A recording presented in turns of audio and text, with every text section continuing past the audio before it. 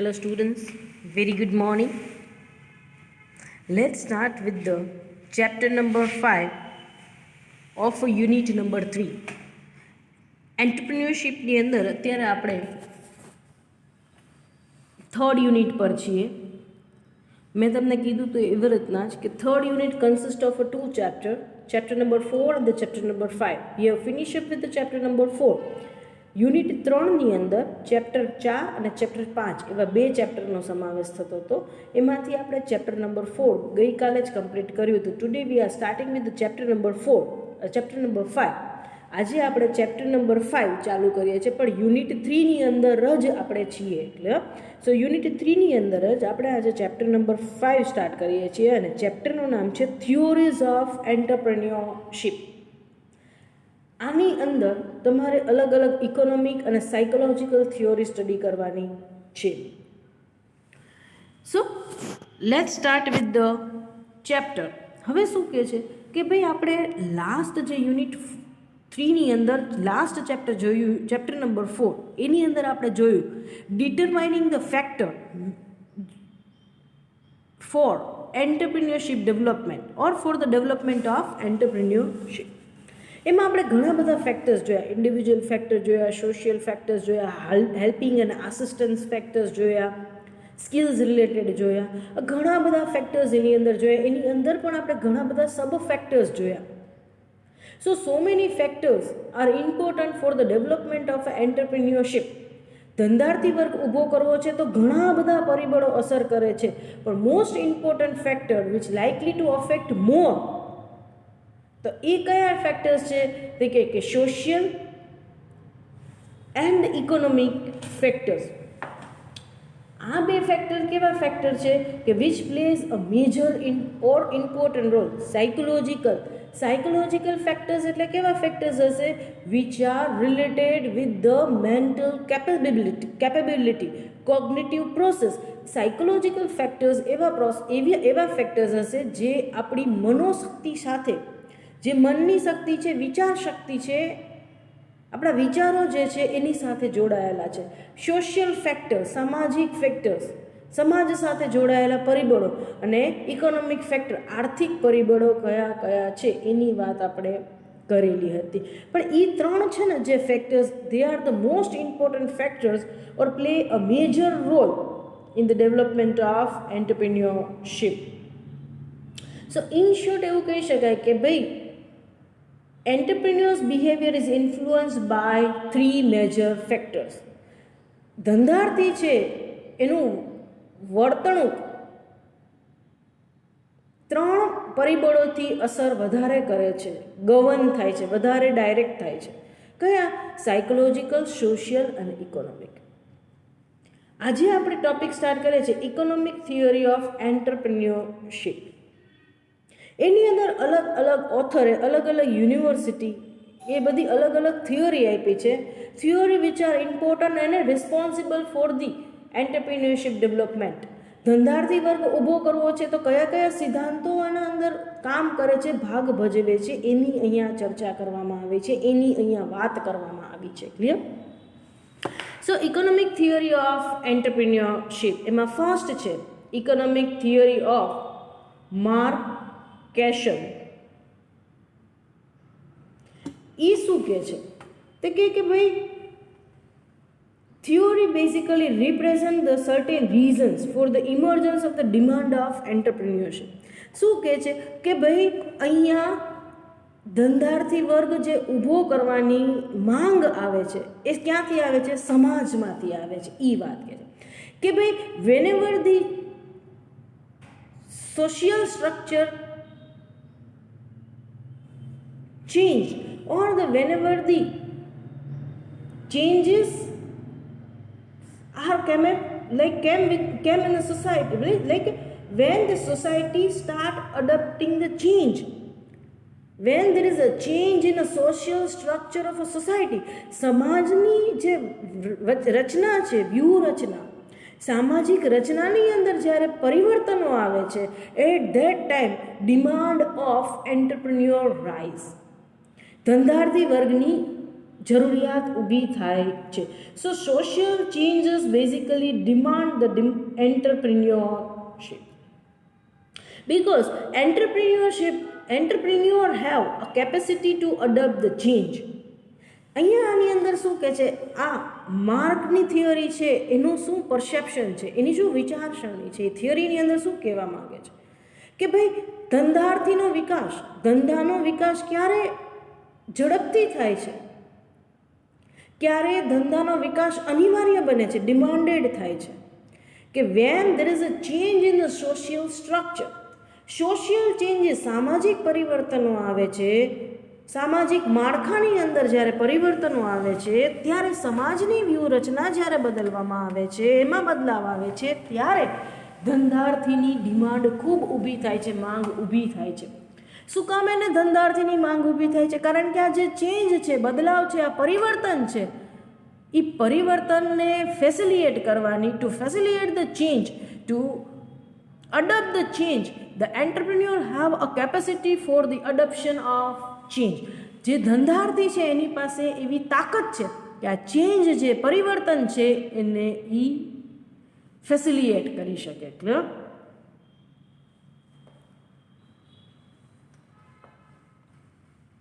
હવે શું કહે છે? Reasons for having the limited number of entrepreneurs in a societies R.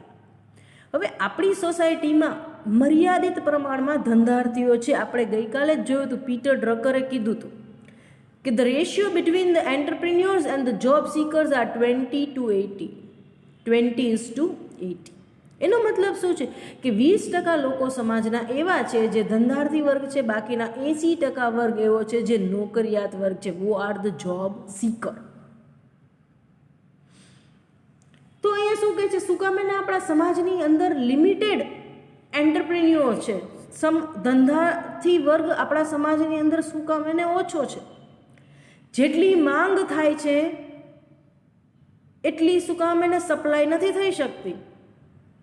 સામાજિક પરિવર્તનની અંદર, સામાજિક રચનાની અંદર જ્યારે પણ ચેન્જીસ આવે છે ત્યારે ધંધાર્થીની માંગ ઊભી થાય છે.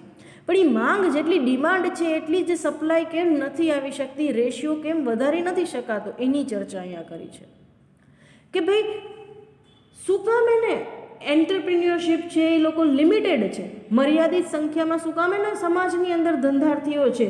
તો કે lack of required personal qualities, જે વ્યક્તિગત કુશળતા જોઈએ એ બહુ જ ઓછી છે.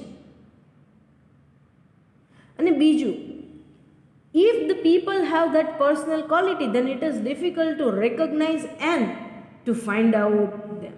કદાચ લોકોમાં એ આવડત હોય તો એવા કયા લોકોમાં એ આવડત છે એ ગોતવી બહુ મુશ્કેલ છે. એટલે ક્યાંક ધંધાર્થીઓ બહાર નથી આવી શકતા. એન્ટરપ્રિન્યોરશિપ ડેવલપમેન્ટ થાય એટલા માટે જ આ ધંધાર્થીઓ, જે છુપેલા ધંધાર્થીઓ છે એ બહાર આવે. ક્યાંક એને એવું લાગતું હોય કે અમે ધંધો કરી શકશું તો એ વસ્તુ ક્યાંક બહાર આવે સમાજની અંદર. એના માટે જ નરેન્દ્ર મોદીએ સ્ટાર્ટઅપ ઇન્ડિયા નામનો પ્રોગ્રામ સ્ટાર્ટ કર્યો હતો. એની અંદર પ્રોગ્રામની અંદર એમને શું કર્યું હતું કે the person who wish to become a entrepreneurs they require to prepare the project and require to submit to the government. If the government feel that this project is quite fruitful and profitable and it will contribute in our society, it will uplift our economy, then will grant a subsidy for the same. Grant મળશે. નરેન્દ્ર મોદી 2016માં startup India program એટલે તો launch કર્યો હતો, જ્યાં કીધું હતું કે ક્યાંય કોઈને અંદરના એક ખૂણે પણ એવું લાગે કે પોતે ધંધો કરી શકશે, ધંધાર્થી બની શકશે, જેમની પાસે એક ઇનોવેટિવ આઈડિયાઝ છે બિઝનેસના, એ લોકો પ્રોજેક્ટ બનાવી ગવર્મેન્ટને સબમિટ કરે. એમાંથી કોઈ પણની પ્રોડક્ટ એવી હશે કે એવું લાગશે કે જો આ પ્રોડક્ટને ખરેખર અસ્તિત્વમાં લઈ આવવામાં આવે, if we really produce this particular product, તો સમાજની અંદર આ એક મોટું ફાળો હશે, કન્ટ્રીબ્યુશન હશે બિઝનેસનો. તો ગવર્મેન્ટ એને ગ્રાન્ટ આપે છે. આપણી જ મહિલા કોલેજ જે છે આર્ટ્સ અને હોમ સાયન્સ કોલેજ, એમાં 2 વર્ષ પહેલાં હોમ સાયન્સની અંદર એક ગર્લે સરગવાની ચોકલેટ બનાવી હતી, એના પાનની કે સરગવાની ચોકલેટ બનાવી હતી. અને એ પ્રોજેક્ટ યુનિવર્સિટીમાં અપ્રૂવ થયો અને એને બિઝનેસ કરવા માટે આ જ પ્રોડક્ટ બનાવી અને સમાજમાં વેચવા માટે, સોસાયટીમાં વેચવા માટે એને 2.5 લાખ રૂપિયાની ગ્રાન્ટ મળી. તો સ્ટાર્ટઅપ ઇન્ડિયામાં પ્રોજેક્ટ્સ ગવર્મેન્ટે મગાવ્યા હતા અને ગવર્મેન્ટે એમાંથી બેસ્ટ પ્રોજેક્ટ સિલેક્ટ કર્યા અને લોકોને ગ્રાન્ટ આપી બિઝનેસ કરવા માટે કે પૈસા હું રોકું છું, ફિનાન્સ હું રોકું છું, તમે ખાલી ધંધાને ચલાવો, એને ઓર્ગેનાઇઝ કરો, એને મેનેજ કરો અને એને ડેવલપ કરો. ક્લિયર? તો અહીંયા શું કહે છે, why there is a limited number of the entrepreneur. શું કામ એને આપણે ત્યાં બહુ ધંધાર્થીઓ લિમિટેડ છે એની વાત કરી. તો હવે શું કહે છે, આ થિયરીની અંદર એમ કહે છે કે ભાઈ following qualities are required for the successful entrepreneur. સફળ ધંધાર્થી માટેની કઈ કઈ કેરેક્ટરિસ્ટિક્સ હોય એની વાત કરી. ઇમેજિનેશન. હવે ઇમેજિનેશન એ એક જ કેરેક્ટરિસ્ટિક્સ ઓલમોસ્ટ એવી છે કે ઇટ્સ અ ઇનબોર્ન કેરેક્ટરિસ્ટિક્સ. જન્મજાત એ વસ્તુ મળે છે, એને ડેવલપ કરી શકાતા નથી. મગજ વિકસાવી શકાય છે, એને એક્સટેન્ડ કરી શકાય છે ના, એ એક ઇનબોર્ન ક્વોલિટી છે. બાકી બધી ક્વોલિટીઝ કેવી હશે કે somewhere down the line you can develop from outside, પણ imagination you can not develop from the outside. It's a pure outcome of brain. બીજી બધી ક્વોલિટી ક્યાંક એવી છે કે which can be developed with the special program, જેમ કે professional insight છે, ટેકનિકલ સ્કિલ છે, લીડરશિપ છે. આ બધી ક્વોલિટીઝ કેવી છે કે જે તમે ડેવલપ કરી શકો છો ઓવર પીરિયડ ઓફ ટાઈમ. હવે અહીંયા શું કહે છે, ગવર્મેન્ટ ક્યાંક એવું કહે છે કે let's arrange a certain entrepreneurship development programme. આ થિયરી એવું કહે છે કે ક્યાંક તમે આવા પ્રોગ્રામ્સ અરેન્જ કરશો તો પ્રોગ્રામની અંદર લોકો જોડાશે, તો you will come in a contact with the people. તમે લોકોના સંપર્કમાં આપશો તો તમને જે પ્રોબ્લેમ છે કે ભાઈ એન્ટરપ્રિન્યોર્સ ગોતવા મુસીબત છે, એને ઓળખવા મુસીબત છે, એ પ્રોબ્લેમનું ક્યાંક આ વસ્તુ સોલ્યુશન આપશે. બાકી જેમ જેમ આ થિયરી એમ કહે છે સમાજની અંદર જેમ જેમ પરિવર્તનો આવશે એમ એમ એન્ટરપ્રિન્યોરની ડિમાન્ડ વધશે. શું કામ? કારણ કે entrepreneur has a capacity two adopt the change. Clear? X efficiency theory કહે છે. હવે આ એક્સ એફિશિયન્સી થિયરી શું કહે છે? તે કહે કે this theory is used at present to analyse the role of entrepreneur. હવે આની અંદર શું મેઝર કરવામાં આવે છે તો કે this theory basically measure the level of inefficiency of the firm in a production factor. Level of inefficiency of a firm in a production factor. એનો મતલબ શું થયો કે ભાઈ ઉત્પાદન છે જે કોઈ એ મહત્તમ કેપેસિટી સુધી નથી થતું. That means producer somewhere down the line is not able to utilizing the maximum capacity.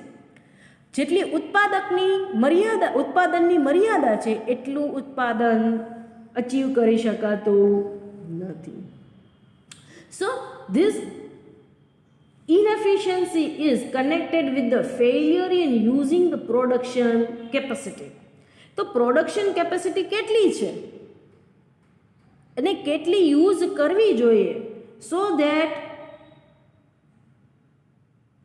Firms average expenses goes down. અહીંયા આ થિયરી શું મેજર કરતા શીખડાવે છે કે પ્રોડ્યુસરે જે કોઈ પ્રોડક્શન ફેક્ટર્સ ઓફ પ્રોડક્શન છે, how two utilise the factors of production in a maximum way, how to maximize the production. That means up to what extent you require to utilize the capacity of production. But it means this theory says that required to produce till the point where the firm's average expenses goes down. That means 100% utilization of production capacity. આ theory એવું કહે છે કે કેટલું ઉત્પાદન કરવું જોઈએ અને ઉત્પાદનના જે પરિબળો છે એનો મહત્તમ ઉપયોગ કેવી રીતના કરવું જોઈએ. આ થિયરી એવું કહે છે કે ત્યાં સુધી ઉત્પાદન કરો જ્યાં સુધી સરેરાશ એવરેજ કોસ્ટ એટલે સરેરાશ કિંમત ઓછી ન થાય ત્યાં સુધી. As the production cost goes down you are able to increase the profit. જેમ જેમ ઉત્પાદક ખર્ચ ઘટશે પ્રોડક્શન વધશે, ઉત્પાદક ખર્ચ ઘટશે, એમ એમ તમારે શું થશે? પ્રોફિટમાં વધારો થશે. ક્લિયર? તો આ થિયરી શું કહે છે કે ભાઈ કેવી રીતના ફર્મની એફિશિયન્સી વધારી શકાય છે. એક્સ એફિશિયન્સી થિયરી એવું કહે છે how to maximize the efficiency of production. કંપનીની ઓર બિઝનેસની, ધંધાની કેપેસિટી, પ્રોડક્શન કેપેસિટી કેવી રીતના વધારી શકાય છે, સારી બનાવી શકાય છે. એ કહે કે ભાઈ સી ધેટ કે means of a production are not utilizing in the wrong manner.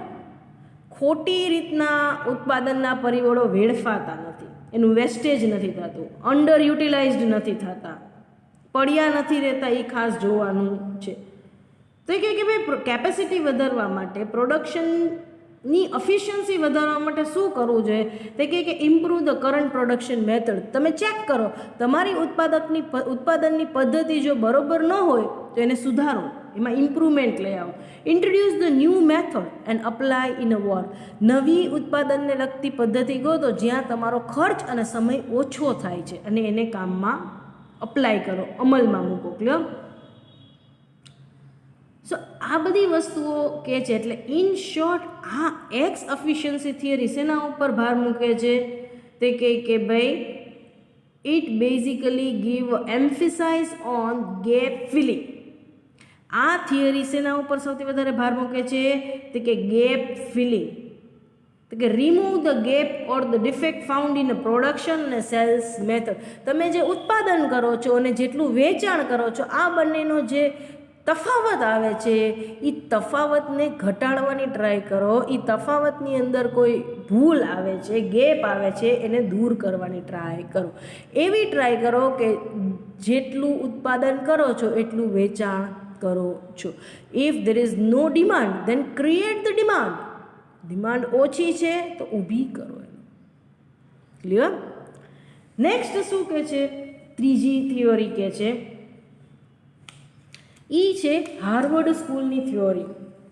Harvard school છે એને એક થિયોરી કીધી છે કે ભાઈ start the business that gives a profit. એવો બિઝનેસ સિલેક્ટ કરો કે જેમાં તમને પ્રોફિટ મળે છે. ખાલી એ બિઝનેસને સ્ટાર્ટ નથી કરવાનો, બટ એને એક ચાઇલ્ડ, તમારા બાળકની જેમ ઉછેરો. Start a business, maintain it અને ડેવલપ ઇટ. તમે ધંધો શરૂ કરો, એને મેન્ટેન કરો અને એને over a period of time એને ડેવલપ્ડ કરો. અને જ્યારે તમે તમારો ધંધો શરૂ કરો છો, એનો વિકાસ કરો છો, at that time you are not doing the business in isolation. તમે ધંધો એકલા એકાંતમાં કરતા નથી. વસ્તુ ધ્યાન રાખવાની છે. You are operating your business in a society. તમે સમાજમાં રહીને ધંધો કરો છો. So keep in a mind the social, economic and the political atmosphere. So આર્થિક, સામાજિક અને પોલિટિકલ એટમોસ્ફિયર, પર્યાવરણને ધ્યાનમાં રાખતું રહેવાનું છે. આ અપ્રોચ હાર્વર્ડ સ્કૂલની થિયોરી છે. બે વસ્તુ ઉપર મહત્વતા આપે છે. તો કે do the activity regarding the management of the business, coordinate the business. This is the most important one. ખાલી કઈ પ્રોડક્ટ બનાવી અને કયા કસ્ટમરને વેચવી ઇમ્પોર્ટન્ટ નથી, પણ ધંધાનું કોઓર્ડિનેશન બહુ જરૂરી છે. એનું સંચાલન ખૂબ જ જરૂરી છે. ધંધામાં ખાલી બે જ વસ્તુ નથી, ઉત્પાદન કરો, વેચાણ કરો એટલે પ્રોફિટ કમાવો. ના, it is equally important to manage the business. ધંધાનું સંચાલન એટલું જ મહત્વનું છે. બીજું શું કહે છે? કોન્સ્ટન્ટલી ઓબ્ઝર્વ અને keep in a mind the socio economic changes and take the decision accordingly. Always ધંધો કરતી વખતે સામાજિક અને આર્થિક ફેરફારો કયા સમાજની અંદર આવી રહ્યા છે એને કોન્સ્ટન્ટ જોતા રહ્યો. એ બદલાવો મુજબ નિર્ણયો લેતા રહ્યો. ક્લિયર?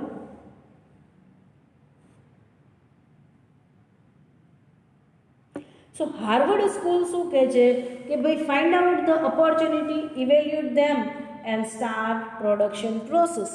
તકો કોન્સ્ટન્ટ જોતા રહ્યો. તક સારી મળે તો એનું ઇવેલ્યુએશન કરો અને જો સારી તક છે તો એને ઝડપી એના ઉપર કાર્યવાહી ચાલુ કરો. ક્લિયર?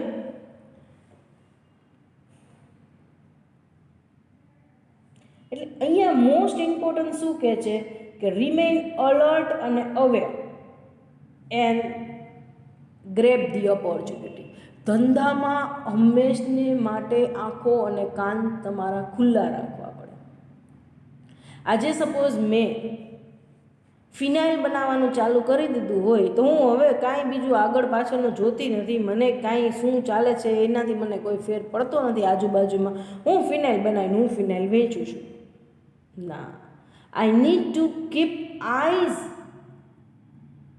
On the surrounding. મારે આજુબાજુમાં શું થઈ રહ્યું છે, શું ચાલી રહ્યું છે એના માટે મારે આંખ અને કાન મારા સરવા રાખવા પડશે, ખુલ્લા રાખવા પડશે. જેવું કોવિડ આવ્યું કે આ બધી કંપનીઓ છે એ લોકોએ બધાએ શું કર્યું, સારી સારી કંપનીએ પોતાની પ્રોડક્ટ સાઈડમાં મૂકી દીધી અને સેનિટાઈઝર બનાવવા માંડ્યા, માસ્ક બનાવવા માંડ્યા અને they started exporting the thing. એ બધી વસ્તુ એક્સપોર્ટ કરવા માંડ્યા અને કરોડો રૂપિયા કમાણા એ લોકો. તો ધંધાની અંદર એક જ વસ્તુ ચલાવવાની નથી. ઓલવેઝ કીપ અલર્ટ અને અવેર. જેવી ઓપોર્ચ્યુનિટી દેખાય, જેવી તક દેખાય, ઝડપી લો તક અને ફટાફટ એ વસ્તુ ઉપર અમલ ચાલુ કરી દો. બધી જ તકોને નથી લઈ લેવાની. એટલે જ કીધું છે see the opportunities and evaluate the same. એ વિકલ્પ જે તક છે એને પાછી એની યોગ્યતા તપાસવાની છે અને પછી શરૂ કરવાનું છે. Clear? Next come down to fourth theory, that is the profit theory. હવે પ્રોફિટ થિયરીની અંદર બે વસ્તુને પ્રાયોરિટી આપેલી છે કે ભાઈ entrepreneurs required to bear two important things, that is the risk and uncertainty that they have to face. ધંધાર્થી બનો છો તો આ બે વસ્તુ તમારે ધંધાની અંદર ફેસ કરવાની જ છે. આ બે વસ્તુ સિવાય કોઈ ધંધો કર્યો એવું શક્ય જ નથી. That is the uncertainty and risk. In a business you have to take the risk. ધંધો કરવો છે તો જોખમ લેવું જ પડશે. જોખમ ન લેવું એ લોકો ધંધો નથી કરતા, એ લોકો તો નોકરી કરે છે. If you don't want to take up with the risk એવર્ઝન approach છે. જોખમ નથી લેવું આપણે તો તમે ક્યારેય ધંધો કરી શકતા નથી. બિઝનેસ કરો છો that means you have to take the risk. અને અહીંયા શું કીધું છે, risk can be divided into two types, known risk અને અનનોન રિસ્ક, ઇન્શ્યોરેબલ રિસ્ક અને non insurable risk. Known risk, insurable risk કે જેને તમે અગાઉથી પ્રિડિક્ટ કરી શકો છો, ભાંકી શકો છો, પણ એનો એ રિસ્કનો પાછો ઇન્સ્યોરન્સ લઈ શકો છો અને એને કવર અપ કરી શકો છો. Non insurable risk, unknown risk, જેની કાંઈ ખબર નથી, ગમે ત્યારે સામે આવીને ઊભા રહી જાય ત્યારે ખબર પડે જોખમ આવીને ઊભું રહી ગયું.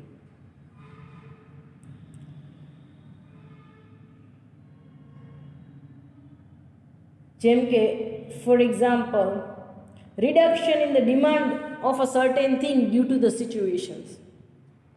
અત્યારે હોટલ અને રેસ્ટોરન્ટ્સ કેવા ડાઉન થઈ ગયા છે કોવિડને લીધે. કોઈને ખબર હતી કે કોવિડ જેવી સિચ્યુએશન્સ આવશે જ્યાં આટલું સ્લેક થઈ જશે ઇકોનોમી.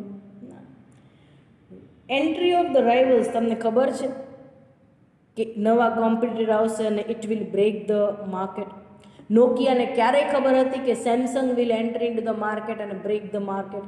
આઈફોનને ક્યારેય ખબર હતી કે સેમસંગ મારા જેવી જ પ્રોડક્ટ ઇન્ટ્રોડ્યુસ કરવા મળશે. અને ક્યાંક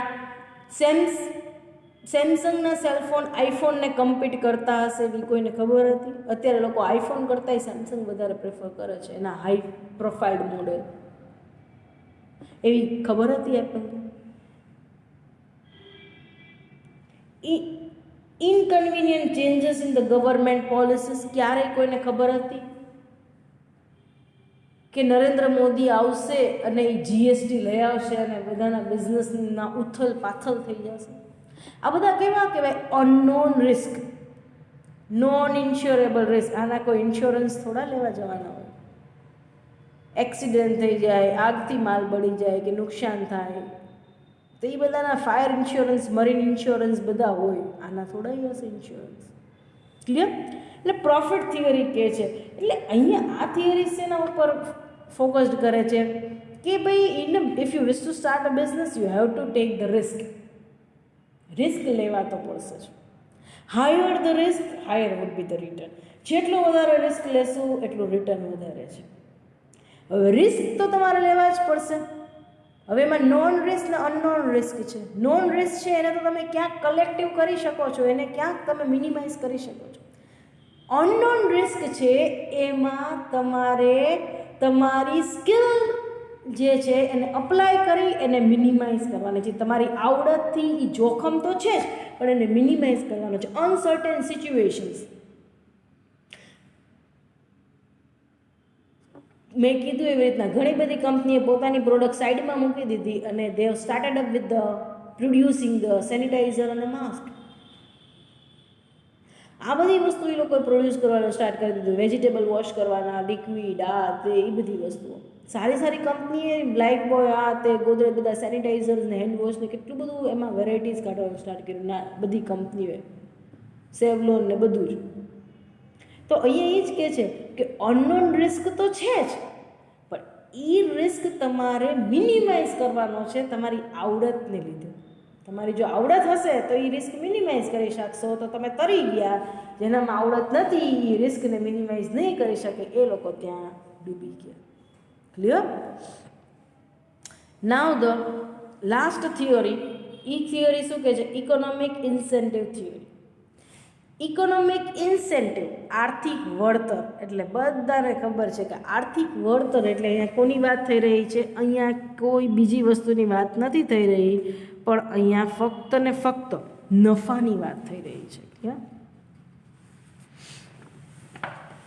તો અહીંયા શું કહે છે કે ભાઈ profit is a basically internal motivation, inner motivation of the person.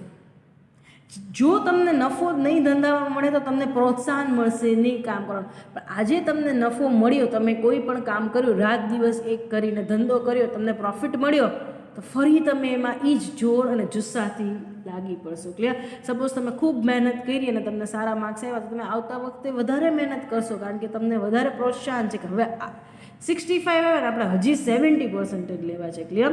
So economic profit is always related with the persons inner motivation. વ્યક્તિનું જે આંતરિક પ્રોત્સાહન છે ને, અંદરનો ઉત્સાહ અને જોમ, એની સાથે નફો જોડાયેલો છે.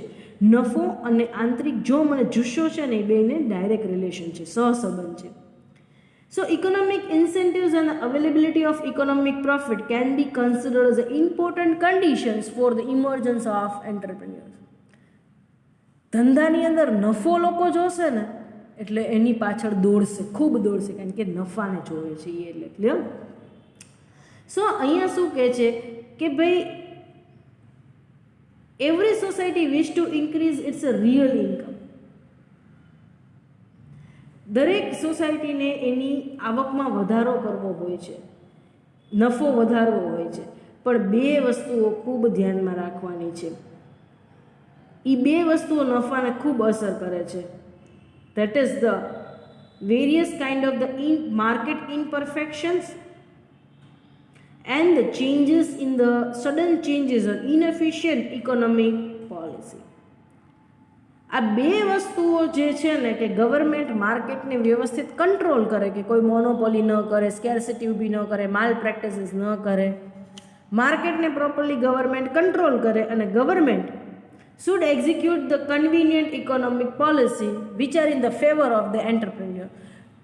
ગવર્મેન્ટ એવી પોલિસી બનાવે કે જે ધંધાર્થીઓને લાભમાં હોય, એના વિકાસના અંદર હોય, એની ફેવરમાં હોય, તો બસ ધંધાથીને કોઈ રોકી શકતું નથી. બે વસ્તુ ગવર્મેન્ટે એને સપોર્ટ કરવાનો છે, મેજર બે વસ્તુમાં. એક તો ફેવરેબલ ઇકોનોમિક પોલિસી, તમારી આર્થિક પોલિસી છે એ ધંધાની ફેવરમાં આવતી હોવી જોઈએ. પ્રાઇવેટ એન્ટરપ્રિન્યોર્સને પ્રમોટ કરતા હોવા જોઈએ, જે મોદી ગવર્મેન્ટ અત્યારે કર્યું છે. કોઈ પણ ધંધો સ્ટાર્ટ કરવો છે, કરો, પૈસા બધા ગવર્મેન્ટ આપશે, લોન આપશે, બિઝનેસ લોન બીજા વર્ષથી કે એ વર્ષથી ભરવાની શરૂ નથી કરવાની. જ્યારે તમને એમ થાય કે હવે નફો થયો, ત્યારે તમે પાછા પૈસા આપજો. ક્લિયર? ગવર્મેન્ટ એક્સપોર્ટમાં એટલી પ્રમોશન્સને સ્કીમ આપે છે, ડ્યુટી ઓફ આપે છે, તમે તમારી પ્રોડક્ટ એક્સપોર્ટ કરો તો ખૂબ ઇન્સેન્ટિવ્સ આપે. એટલે કે માર્કેટ કન્ડિશન એક સ્ટેબલ બનાવે અને ગવર્મેન્ટની જે બિઝનેસ પોલિસી છે એ ફેવરેબલ બનાવે, બસ. એટલે અડધો પ્રોફિટ તો એ લોકો એમને માની લે છે કે ભાઈ જો આ બે વસ્તુ કંટ્રોલમાં છે એટલે અડધો પ્રોફિટ તો એમને. નથી કહેતા કે આમ તમે કરો તો અડધો તો એમને તમે માનસિક રીતના રસ્તો ક્રોસ કરી લીધો છે, એના જેવું છે. ક્લિયર? સો અહીંયા આજે આપણે ઇકોનોમિક થિયોરી ઓફ એન્ટરપ્રિન્યોરશિપની અંદર 5 થિયોરી ભણી ગયા. Economic theory of Mark Casson, Casson's, X efficiency theory, Harvard school theory, profit theory અને ઇકોનોમિક ઇન્સેન્ટિવ્સ થિયોરી આજે આપણે અહીંયા કમ્પ્લીટ કરીએ છીએ. આવતી વખતે જ્યારે મારો લેક્ચર્સ આવશે ત્યારે આપણે નેક્સ્ટ ટોપિક સ્ટાર્ટ કરશું, psychological theory of entrepreneurship. Clear? Thank you so much.